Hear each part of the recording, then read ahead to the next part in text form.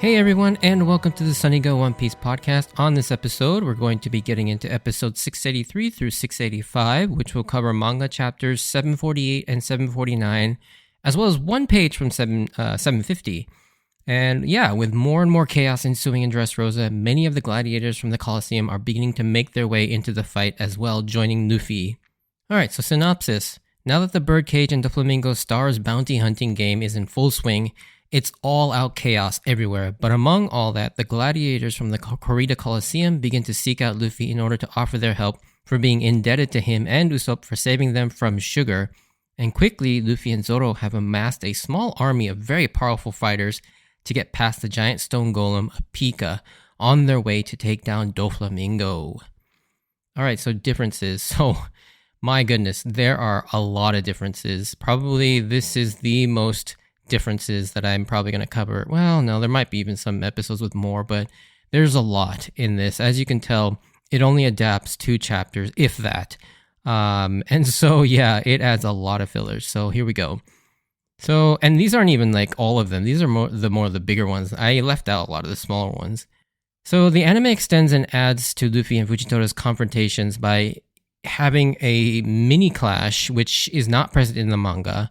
The reason for this is that in the manga, Pica interrupts them before they can do anything, but because the anime moved Pica's formal introduction to after this moment, they needed to have that scene play out first, where Pica gets introduced and he has the moment where he freaks out about the guy laughing about his voice, and then have Fujitora's confrontation occur.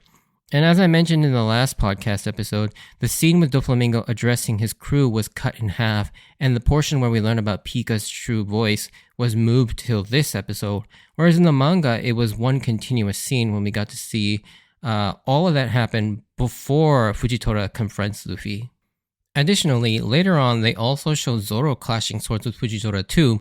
While this is sort of referenced in the manga, as there is a brief panel of Zoro and Fujitora locked in a sword clash, as they both take notice of Pica emerging from the ground, the more extended fight that they have in the anime is definitely filler.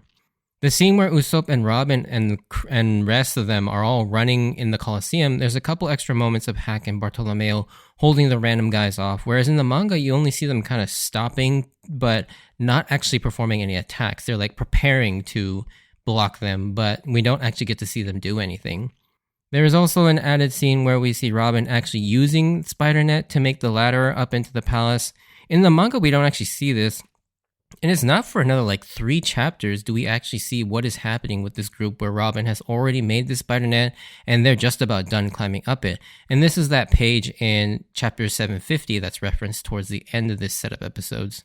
But we don't actually see them until that moment in the manga. So everything you see from the point where we meet Pica to all the way to this moment, they actually don't appear. So anything that you see in these 3 episodes of Robin and Usopp and Rebecca and all of them, that's all filler.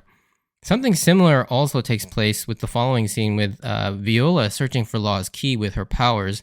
This moment is not in the manga, and we don't actually see the result of this till the same 3 chapters later in chapter 750, when they all make it up and the Spider Net and Viola has already found the key off screen at some point. There's also another added scene where Tank saves Rebecca from being attacked just before going up the Spider Net ladder, with her coming face to face with her grandfather Riku again for the first time in 10 years. This was also added. There's another added scene of Kinemo emerging from the scrap heap after his plunge into that pit looking for Kanjuro. And then episode 683 somehow managed to spread barely 3 pages of the manga into an entire episode, which is just nuts when you think about it. And just how much filler is in this episode is crazy. Some of it is warranted, but the vast majority of it is pretty redundant or just complete waste of time. In episode 684, there's an added scene of the Tontara guys almost dropping Usopp during Pica's attack, where Leo catches him just in time by his nose. This is also added in the anime. It's not present in the manga at all, like I mentioned earlier. After Pica's massive punch, the anime has Zoro and Luffy land in different areas, but in the manga they land in the same place. The anime also shows you how Luffy escaped using Gomu Gomu no balloon in sort of a mini flashback. This is also never shown in the manga as well. There's a scene added with Doflamingo's grunts reporting to Pica that they haven't found Luffy's body in the rubble, and Pica getting further angrier. In the manga, it goes straight to the scene where Chinjao and his grandsons find Luffy and they catch up to them and they start offering their services to them. So all of this is just completely added as well. During the moment where all the Colosseum gladiators are fighting to make a path for Luffy, the anime adds Blue Gilly, Slayman, and Hyruden also fighting off some grunts, whereas in the manga, we only actually get to see headshots of them alongside some of the more action shots of like Cavendish, Chinjao, and Sai, and Boo, and all of them. Now, during this sequence, while Cavendish's attack Swan Lake is in the manga, the anime adds an extra scene before that where we see another moment of Cavendish sort of having his delusions of grandeur, reenacting his sort of fans fawning over him as he plays both parts. That's also added in the anime. There are also some moments of all the gladiators kind of quarreling with each other, vying for limelight and being on top while running through the city. Now, this, I mean, it's fine that you added this because you can imply that through some of the paneling in the original manga. The anime adds a scene after Luffy performed his Grizzly Magnum on Pica, where we cut to a scene where Maynard and Fujitora are conversing about what the Marines should do next. This was never in the manga either. Now, directly after that scene, there's also an added scene where Kuro sees what's happening as he remembers what's happening with the citizens and them being controlled is exactly what happened that night 10 years ago.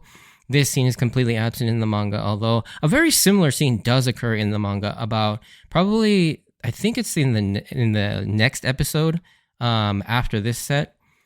Following this scene, there is yet another slight filler scene where the anime adds it shows the progress of Robin and the others that are climbing up the spider net. The only part of this that's actually canon is the part where they reach the top and Robin releases the spider net, dropping all the grunts back down. This is the one moment from chapter 750 that's adapted for this set of episodes. In the manga, this last scene actually doesn't occur till the next chapter, and instead, what was supposed to happen is that after Luffy does the Grizzly Magnum, it just continues right along where Pica shows up in his human form on his arm to confront them. Although this scene isn't without a couple anime changes as well, the first change is a very minor and odd dialogue change where in the anime, when Zoro tells Luffy what he just blew away was just a stone head in regards to Pica's head, he says it with sort of like a connotation that he knows that for a fact already. However, in the manga, Zoro phrases it like, Luffy, I guess that head was just stone. Like he finally just got confirmation just now after seeing that event. And so yeah, it's a weird sort of change. I don't know why they felt the need to change this dialogue because it doesn't really do anything. But the other bigger change is obviously in the anime, it makes it so that Zoro uses observation haki to find the real Pica. However, this never happens in the manga. Instead, Pica just emerges right in front of them, making it really obvious where he is, resulting in not needing to search for him, much less use haki to do so. This scene is just dumb, and it is so unnecessary because why would Zoro need to do that? I mean, in the manga, it implies that they were just running up and then Pica shows up in front of them. So it's like, where's the need to actually look for him? So yeah, I thought that was a really weird addition. But yeah, that was a lot of differences to cover. And that wasn't even all of them. Those were some of the more bigger ones that I felt like I wanted to point out. But now that with that out of the way, let's get into the episodes themselves. So Fujitora has finally begun to take action, and he has found himself in front of Luffy, Zoro, and Law, preventing them from moving further towards the Flamingo. The sad part about this scene is that Luffy and Fujitora don't seem to want to fight each other, and seem to, at the very least, respect each other, if not, dare I say, like each other. This is definitely more implied in the manga, as this beginning scene is far more extended in the anime, where they exchange words like Fujitora saying what unfortunate work this is and all of that. Returning back to the palace, though, we get the other half of the scene with the Don Quixote family, and we get the full introduction to Pica, and good lord, I was not expecting this gag from Oda at all. I never noticed this until this point that we hadn't actually heard Pica say anything, and it was for this very reason. Pica started to playing a bigger role in the arc about 10 chapters/episodes ago when he emerged from the palace walls, but up until now he hasn't said a word and it really kind of goes unnoticed. At least it was for me. So it was really surprising when he actually did speak. And while this gag is funny in the manga, you obviously need the characters in the manga to tell you this fact. And Oda also makes it so that Pica's dialogue is written in very thin lines to denote how high his voice is. But where this gag really thrives is the anime, because you actually get to hear Pica's voice for yourself, and it does not disappoint. They literally got the most comically high-pitched male voice to be Pica's voice, and it's so freaking hilarious. Unfortunately for one of the grunts, he's taken by surprise so much of the ridiculousness of someone of Pica's physical stature having that absurdly high of a voice. He lets out a slight laugh, and immediately this not only angers Pica, but also puts everyone else on edge. And the camera particularly focuses on the big guys, Dofi, Treble, and Diamante, as they realize just how bad this is. Pica threatens to entomb this guy in stone, but Baby 5 quickly steps in and shoots this guy with her minigun leg and tosses him over the side. This small moment is an interesting bit of character building for a bunch of different characters and the Don Quixote family as a whole. We of course learn about Pica and his insecurities about his voice, and the fact that he's quick to enrage in sort of terms of his sort of character nature and how much respect he commands in the family. On that note, it's interesting how concerned even the heaviest hitters are if Pica were to rampage here with his particularly destructive powers. Also, Baby 5 stepping up immediately on behalf of Pica, not just to spare everyone of the potential destruction he could cause, but also some level of kind of kindness and sympathy for that random grunt's family.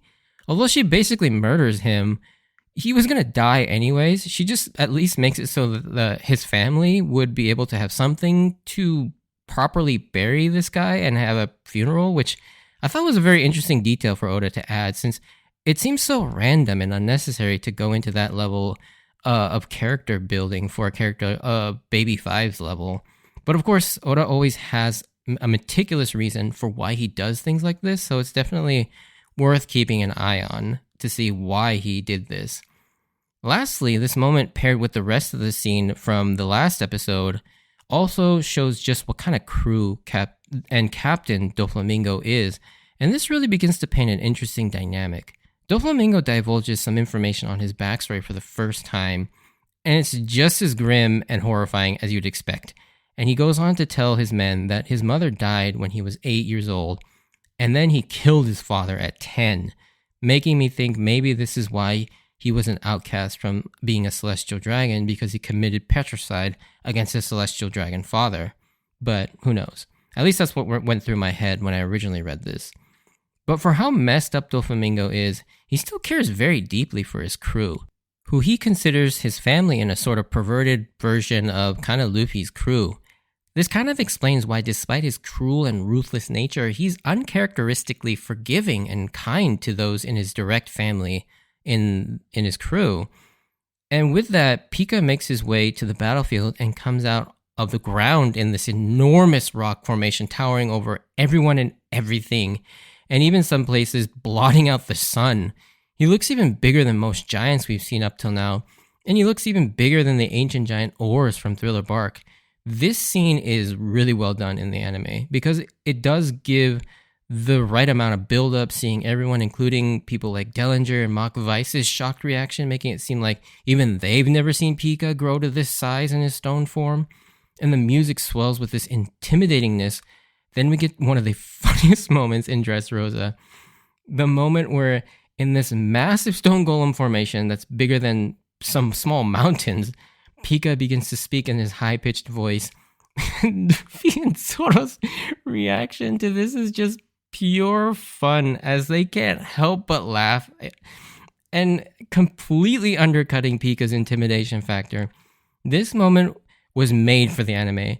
Zoro, for his part, tries to stay serious and scold Luffy a little bit to not egg on the enemy, but even he can't help but chuckle at the absurdity of this voice. And I love seeing Luffy and Zoro just kind of act like friends and messing around, despite the fact that their lives are kind of on the line. It's pretty hilarious. I gotta say though, Pica's voice is just pure genius, because Oda somehow made one of the most intimidating and destructive characters the butt of one of the funniest gags he's ever created. This is definitely one thing that you just have to watch in the anime to appreciate because Toei cast the best voice to be Pica.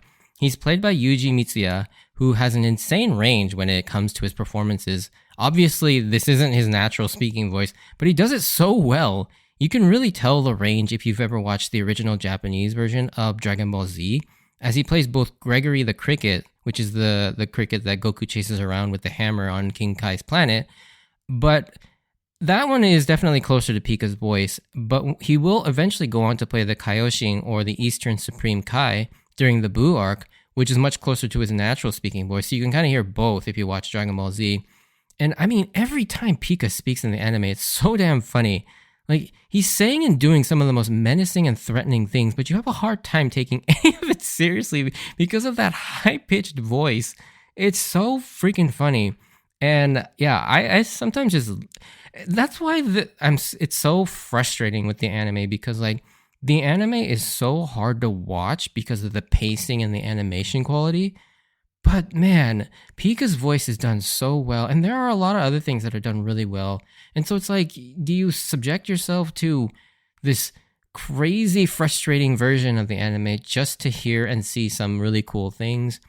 It's a hard thing to do, and I don't know. I always say like, maybe the best combination for Dressrosa is to read the whole thing in the anime or in the manga first, and then pick out specific moments or episodes to watch in the anime because it's either cool due to things like this where it can only be appreciated in the anime, or things look better with a musical score, voice acting, and the action scenes.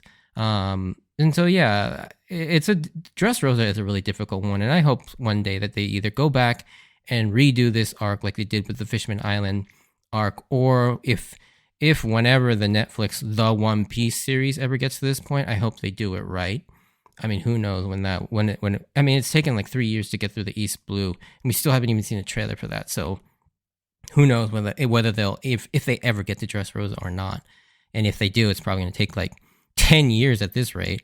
But in all seriousness, though, Pica's punch here would be absolutely terrifying from a ground level, normal person perspective. It's almost like a nuke going off without the nuclear fallout part of it. I mean, it's unfathomable how freaking big he is. And I don't think even the manga nor the anime actually conveys the absolute enormity of how big Pica is here. It's been estimated that Pica is somewhere between 300 and 500 meters tall here, so about half a mile tall, based on comparing him to the height of the Palace Plateau in later chapters, which is just massive. That is so big. That's like I think that's half the height of like the Burj Khalifa, the tallest building in the world, which if you've ever seen that building, or even in pictures, it's freaking huge. But yeah, once the dust settles, Luffy and Law and Zoro regroup, but all of a sudden Cavendish appears out of nowhere seemingly to attack Luffy and Law, but then he claims to not be after them because of the gratitude he feels for Usopp saving him, but clearly he still has some issues with both Law and Luffy for stealing his limelight. And one thing that I didn't mention in the differences section, but I noticed was a slight change, was there's a panel where Zoro, even before Cavendish attacks, he readies his sword and screams, "Who the heck is this guy?" Sort of as to protect Luffy. This wasn't omitted from the anime for whatever reason. I feel like they should have kept this in, since it shows how on guard Zoro is, especially when it comes to the life of his captain. Now, on the other side, Law himself is hysterical in this scene. His straight man role to Luffy's sort of comedic side is so freaking funny. Like, when he claims to Cavendish that Law is one of his nakama now, he shouts back, "No, I'm not!" And then when Cavendish says he plans to take down Doflamingo, he retorts back, "I'm going to take down Doflamingo, and because I need to pay Rebecca back for buying me lunch." And Law again shouts back, Your reason for fighting was food?" It's so funny. And I will say, Cavendish is really starting to grow on me too, just because of how ridiculous he is. But now that he's sort of more friendly with Luffy, like, I can really see me liking this character a lot because of how ridiculous he is, but kind of also like kind-spirited he is at the same time. I don't know, him and Bartolomeo have really kind of stole the show for me, just in terms of like side characters, because I'm really starting to love both of these guys. And speaking of which, this is where something magical and awesome starts to happen over the next several scenes. Beginning with the aforementioned Cavendish, all of Luffy's former adversaries in the Colosseum begin to show up one by one, seemingly want revenge, but they're all here in fact to help him, which is so insanely awesome. And Oda's work he put into developing all these crazy characters earlier in the arc has finally started to pay off. After Cavendish, Chinjao, Sai, and Boo show up, then Hyruden, King Elizabello, Dagama, as well as Abdullah and Jet, Orlumbus, Ideo, Slayman, and Bluegilly all show up. However, since they're all kind of like leaders themselves with bigger egos, they all also have the motive of wanting to be the one to take down Doflamingo as well.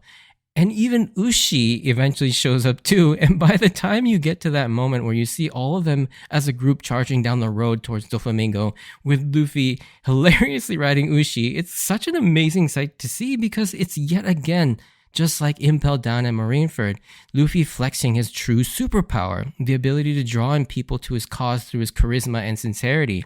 And I absolutely freaking love seeing this group shot 2-page spread of the entire group charging down the street. Not to mention seeing Chinjao and Elizabello use their respective devastating signature moves, the Drill Dragon and the King Punch, on Pica's stone arm to demolish it, creating a path forward for everyone.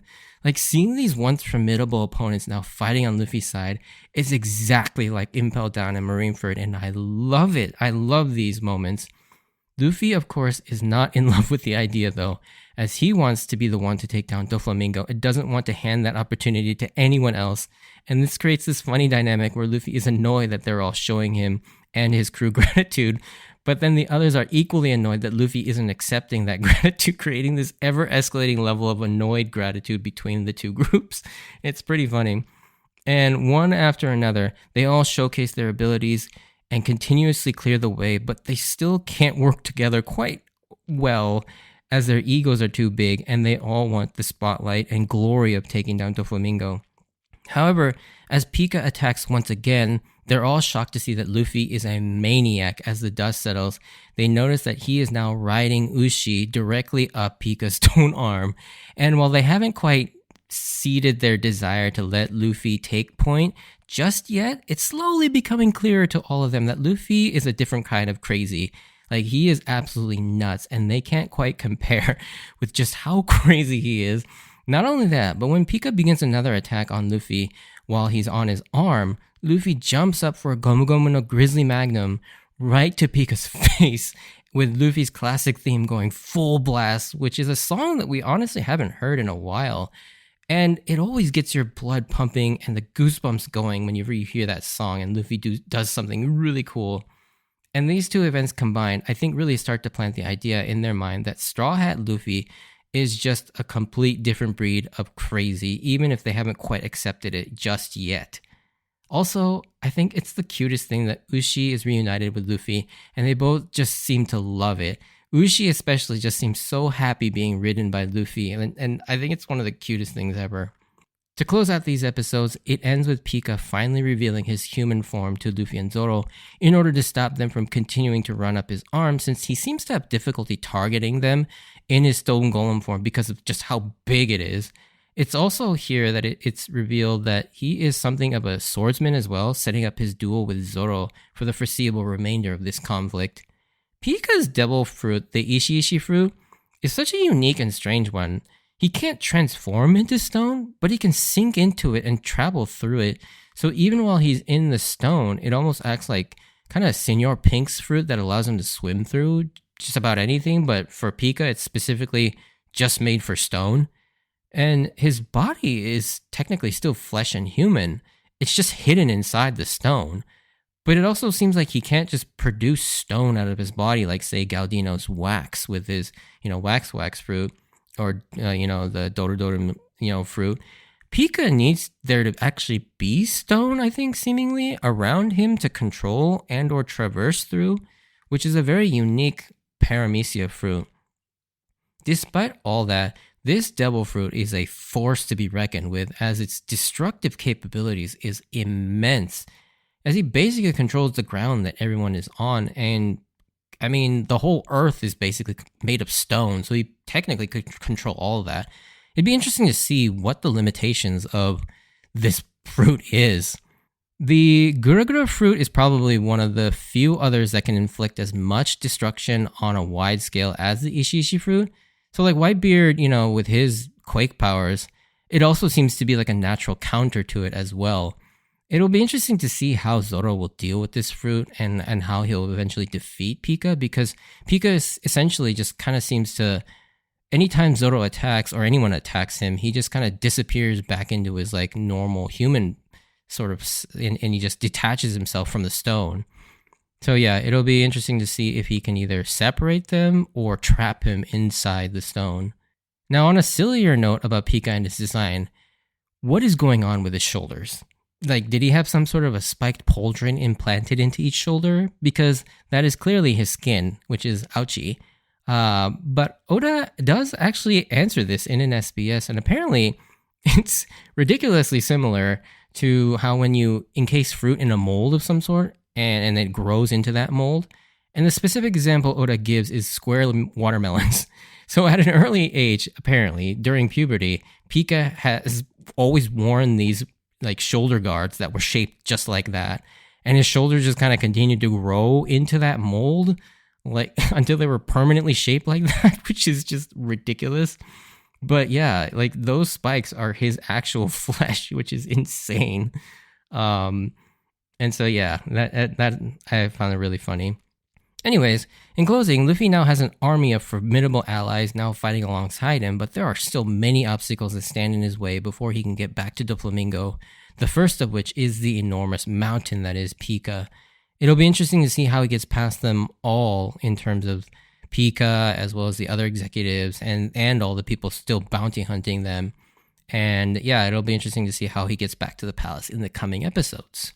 But yeah, if you did enjoy this, send me a like or comment.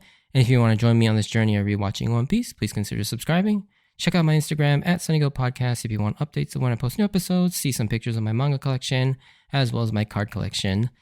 As always, just listening is enough support for me, but if you feel like doing some extra supporting, check out my Buy Me a Coffee profile on my website, but that certainly is not required. And as always, I wanted to thank you for taking the time out to listen to my podcast. Not really a spoiler section, but there's one thing I wanted to mention. Or point out at least. It'll just be really short.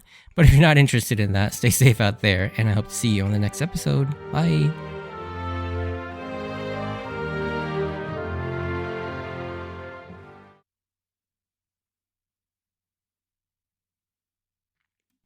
Alright, so spoiler section. It's not really a spoiler section, but one thing I wanted to point out, though, is in regards to Pica's fruit, it's interesting because Oda eventually introduces the Shima fruit, or the island fruit, where you have Pizarro, who can basically become an entire island, and it almost acts a lot like the Ishi fruit.